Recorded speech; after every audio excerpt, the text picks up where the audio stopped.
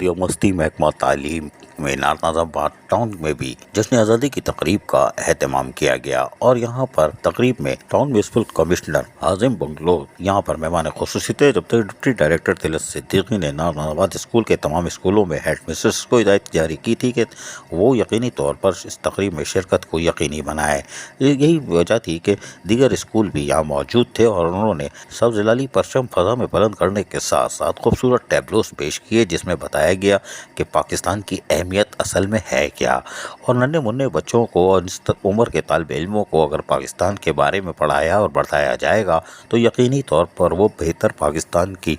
मुस्तकबिल में अपना किरदार अदा कर सकते हैं और माशरे में बेहतर तालीम हासिल करने के बाद ही वो पाकिस्तान की मजबूती में भी अपना किरदार अदा कर सकते हैं। और यही वजह है कि आज नाज़ाबाद टाउन के तहत यकीनी तौर पर तलबा और तालबात में जहाँ जश्न आज़ादी की तकरीब मनाई गई वहीं तमाम असातिज़ा इकराम भी मौजूद थीं और उन्होंने भी खुलकर मिली नगमों में और पाकिस्तान के कौमी तराने में अपनी शिरकत को यकीनी बनाया। अजीज़ आरिफ, KBS बल्दियाती न्यूज़ कराची। ऐसी ही खूबसूरत वीडियोस फ्यूचर में हासिल करने के लिए रेड बटन पर क्लिक करके और बेल आइकॉन को प्रेस करके हम सबके सब्सक्राइबर बनना मत भूलिए।